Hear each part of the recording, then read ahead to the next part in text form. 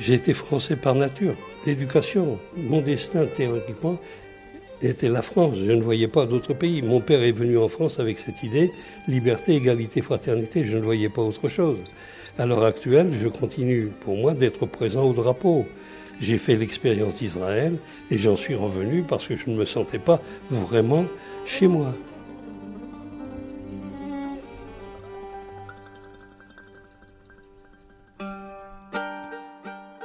Après la Seconde Guerre mondiale, et face à l'atrocité des camps de concentration, un certain nombre de Juifs impliqués au sein de mouvements de résistance face à l'occupant ont suivi la voie tracée par Theodor Herzl et sont devenus sionistes. Comme une suite logique de leur combat contre les nazis, des Juifs résistants ont prêté main forte à la constitution d'un État juif en Palestine. L'État d'Israël naîtra le 14 mai 1948. Dès ses premiers jours, il sera envahi par l'Égypte, la Jordanie, l'Irak, la Syrie et le Liban. Après avoir fait partie de l'organisation juive de combat à Toulouse, Robert Veliunsky s'est impliqué dans ce nouveau combat en livrant des armes à la Haganah, nom donné à l'armée de libération nationale des Juifs palestiniens durant la guerre d'indépendance. Bien que convaincu du bien fondé de cette lutte, Robert Veliunsky tente alors de vivre en Israël, mais s'aperçoit très vite que la vie là-bas ne correspond pas à celle dont il rêve. Aujourd'hui, il vit à Toulouse et Robert Veliunsky est un observateur critique du conflit israélo-palestinien. Je vous propose tout de suite de l'écouter.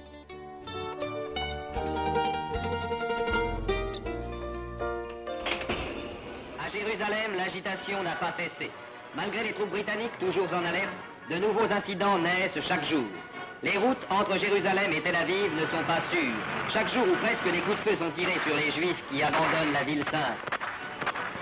Chaque jour aussi, les Juifs de l'organisation nationaliste Haganah se heurtent avec les Arabes en dépit des interventions de la police.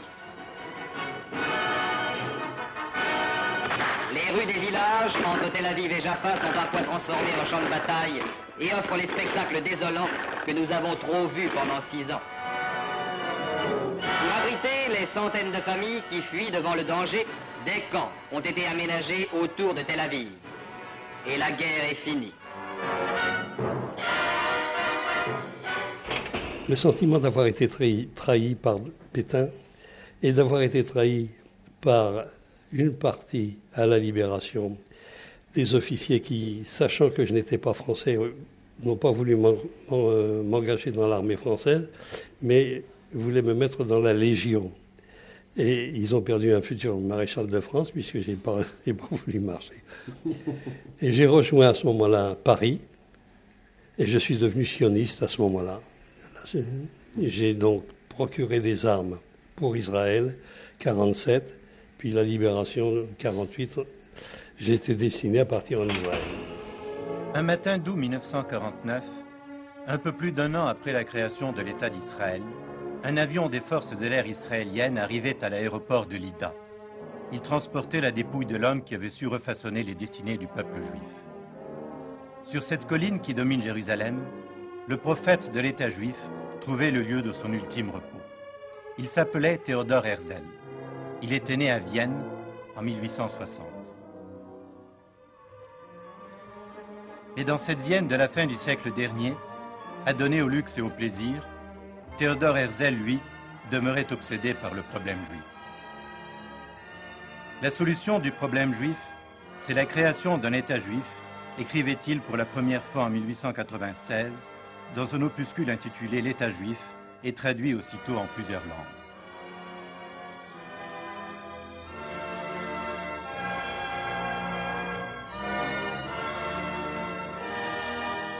« 18 mois plus tard, à Bâle, se réunissait le premier congrès sioniste mondial qui proclamait « Le sionisme a pour but de donner au peuple juif en Palestine un foyer national garanti par le droit public. » Herzl pouvait écrire dans son journal « À Bâle, j'ai créé l'État juif. Dans 5 ans peut-être, dans 50 certainement, tout le monde le reconnaîtra. » La conséquence d'avoir été baptisé juif, alors que pour moi ça ne représentait rien du tout, m'a obligatoirement jeté dans les bras de ceux qui résistaient en tant que juifs.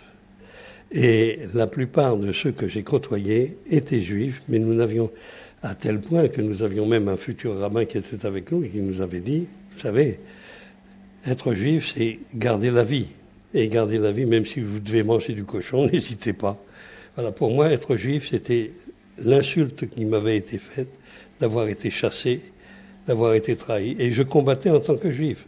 Et le seul résultat pour moi logique, c'était Israël. Cet engagement au sein de la résistance, pour vous, c'était libérer la France de son occupation. Et il y avait aussi sans doute cette deuxième dimension, qui était peut-être même la première pour vous, c'était de libérer les Juifs de la tyrannie nazie. Israël était secondaire à mes yeux. Pour moi, du fait que j'avais vécu ici, dans une ville très conciliante, où je pense qu'il y avait eu pas mal de guerres de religion, m'avait amené à être très tolérant vis-à-vis des autres. Et le fait de vouloir libérer, en quelque sorte, participer à la libération d'Israël, c'était un second devoir, un second contrat que j'avais à faire. C'était effectivement une suite logique, étant donné que la France nous avait rejetés. Et certains sont partis, je suis allé faire l'expérience, mais je me suis rendu compte que c'était beaucoup plus un refuge pour personnes déplacées que vraiment une éducation telle que j'ai connue en Occident ne pouvait pas s'adapter là-bas. Un exemple, d'un côté de la rue, il y avait une boucherie arabe avec des mouches qui inondaient la viande. De l'autre côté, vous aviez un magasin avec frigo.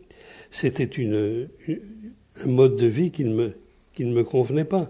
Il aurait fallu réformer l'ensemble. Donc j'ai fait demi-tour et je suis revenu. D'autres que moi sont revenus. Broder est revenu, justement, Broman est revenu.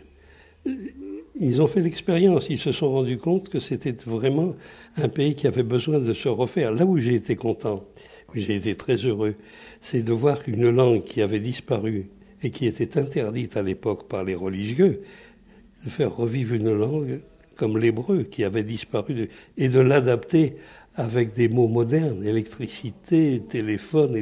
C'était pour moi un miracle de constater une résurrection 2000 ans après.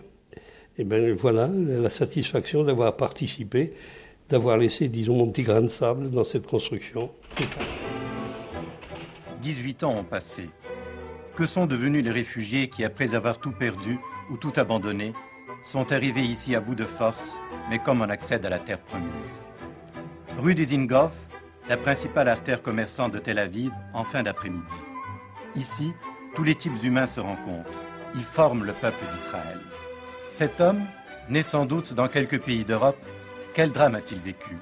À quoi se destinait-il? Comment s'est-il adapté à la vie israélienne? Et elle? Est-elle originaire du Maroc? D'un pays balkanique? Qu'a-t-elle laissé derrière elle? Qu'a-t-elle trouvé ici? Que peuvent avoir de commun cette jeune femme qui vient peut-être du Yémen ou du Hadramaout et cette fille sportive et garçonnière dont la santé éclate comme un bourgeon? Et les enfants, eux, qui n'ont pas connu toutes ces misères? À part votre engagement politique pour Israël et le sionisme, est-ce qu'au sein de votre groupe et au sein d'autres groupes, la politique avait une importance? Est-ce qu'il y avait les idéologies? On sait que par exemple dans la Moye et tout ça, les gens étaient très communistes par exemple. Est-ce que c'est quelque chose qui était important au sein des maquis? Jamais la politique ne m'a, disons, intéressé. J'ai été tellement déçu. Que ce soit par Pétain, que ce soit par De Gaulle, j'étais tellement déçu par ces gens qui, en définitive, ne pensaient qu'à eux et qu'ils oubliaient en général ceux qui ont souffert. Dernièrement, on vient de récompenser les harkis. Je me suis battu pour eux il y a déjà 3 ou 4 ans au sein des anciens combattants à l'Union où je fais partie de l'UNC.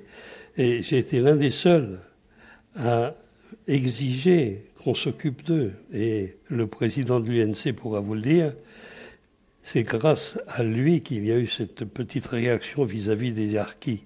Je ne pouvais pas admettre qu'il y ait cette... Et maintenant on le reconnaît 70 ans après.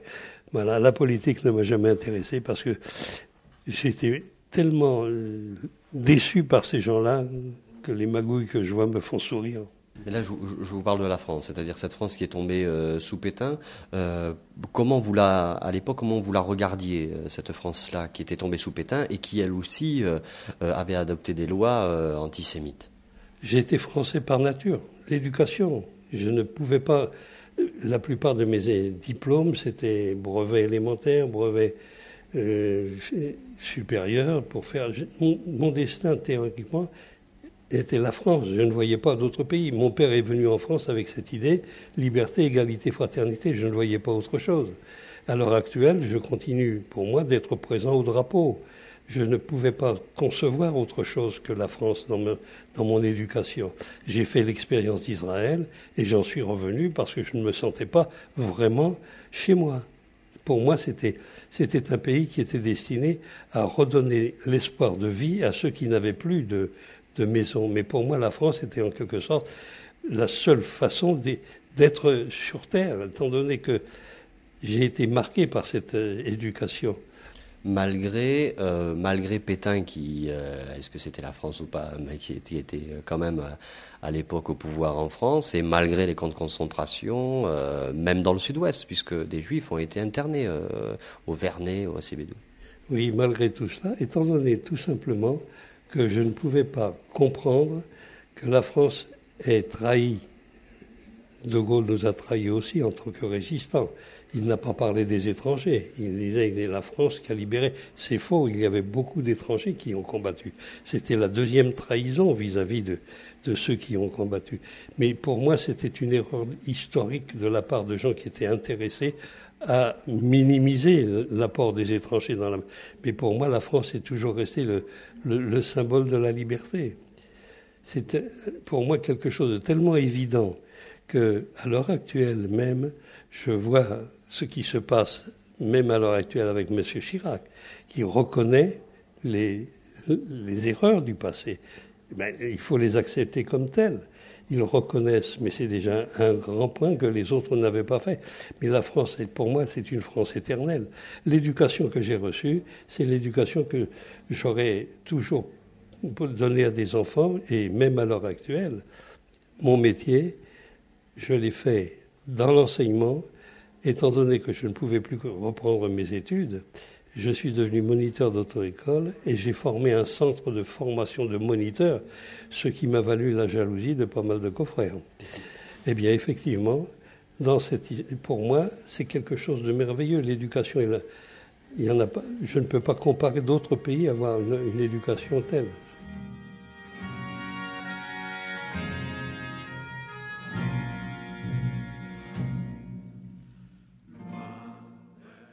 Quel serait le destin d'une France qui se serait soumise à l'ennemi?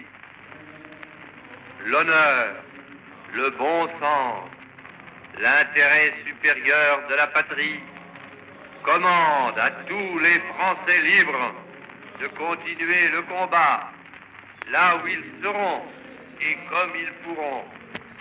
Moi, général de Gaulle, j'entreprends ici, en Angleterre, cette tâche nationale. J'invite tous les militaires français des armées de terre, de mer et de l'air. J'invite les ingénieurs et les ouvriers français spécialistes de l'armement qui se trouvent dans le territoire britannique.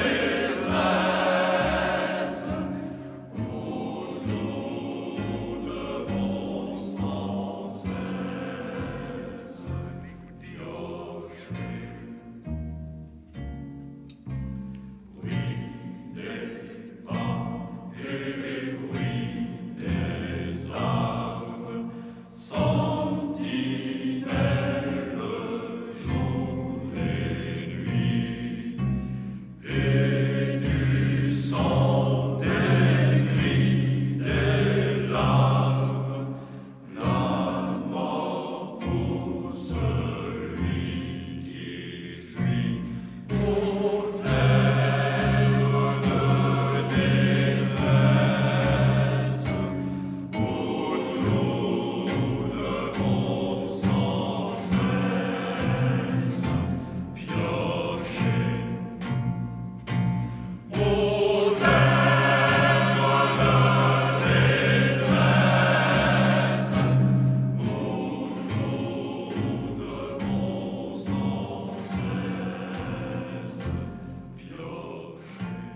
votre histoire en tant qu'ancien résistant juif, en tant que militant pour la cause sioniste.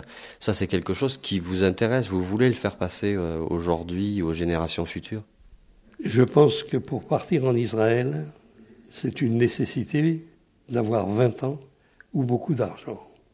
Actuellement, la situation est telle que économiquement, c'est un pays qui a besoin d'argent ou besoin de bras. C'est le seul message que je puisse donner à ceux qui veulent partir et que j'encouragerais à partir plutôt que d'aller dans les pays sauvages où je pense qu'Israël mérite un jour d'avoir la paix. Et je pense que le Moyen-Orient en aura le bénéfice parce que ce sont malgré tout des cerveaux qui pensent et qui réalisent un idéal et ne pensent pas. Vous savez, cette politique de mort, le kamikaze, c'est quelque chose que je ne peux pas comprendre. Avoir la volonté de tuer pour le plaisir d'aller au paradis, mais c'est vraiment l'inconscience de ceux qui les poussent, qui eux ne se font pas sauter. Et c'est ça le triste, c'est que ceux qui meurent malgré tout essayent de se battre pour quelque chose. Voilà, le message c'est la vie est quelque chose de merveilleux. Et quand on est comme en France, la chance d'avoir un bulletin de vote, il faut savoir s'en servir. C'est tout. Et aujourd'hui, quel est le regard que vous portez sur Israël ? Eh bien, un regard critique, parce qu'ils n'ont pas fait ce qu'ils auraient dû faire, tendre la main aux Arabes au début, même si les Arabes au départ ne les ont pas acceptés, il fallait leur faire admettre gentiment que la terre appartient à tout le monde et qu'elle n'appartient pas à une religion, qu'elle n'appartient pas à un parti, qu'elle est à tout le monde et que cette terre, finalement, ils ont commis l'erreur de se mépriser les uns les autres. Et c'est la grande erreur que nous vivons encore à l'heure actuelle. Ma dernière question, quel rapport entretient votre fille aînée, avec votre histoire et Israël ? Je pense que pour elle, Israël est devenu quelque chose de lointain. Elle a vécu 2 ans là-bas. Elle a souffert pendant 2 ans et elle s'est rendue compte, comme moi, que nous n'avions pas l'éducation pour. Il faut vraiment, vraiment, vraiment... j'avais un monsieur qui avait dit là-bas, il faut aimer en dehors de tout pour vivre en Israël. Il faut tout sacrifier. On peut sacrifier à 20 ans, mais après, non, c'est plus possible, parce que la vie est trop dure là-bas. Le pays aurait pu vivre heureux, malheureusement, il y a trop d'intérêts en jeu.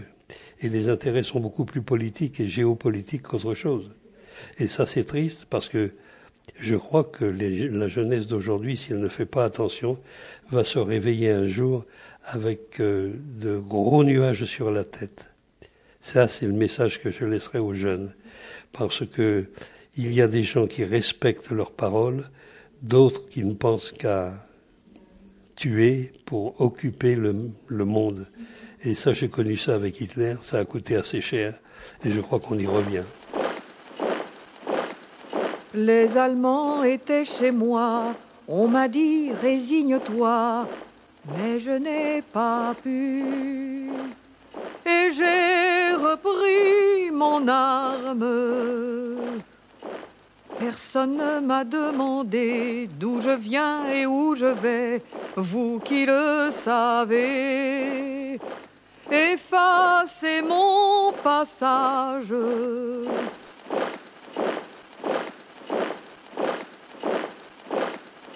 Merci beaucoup à Robert Weliunski. Pour en savoir un petit peu plus, je vous conseille la lecture d'un livre qui s'intitule « Les Juifs dans la Résistance », écrit sous la direction de Monique Lise Cohen et de Jean-Louis Dufour aux éditions Tirésia. Merci beaucoup pour votre écoute attentive.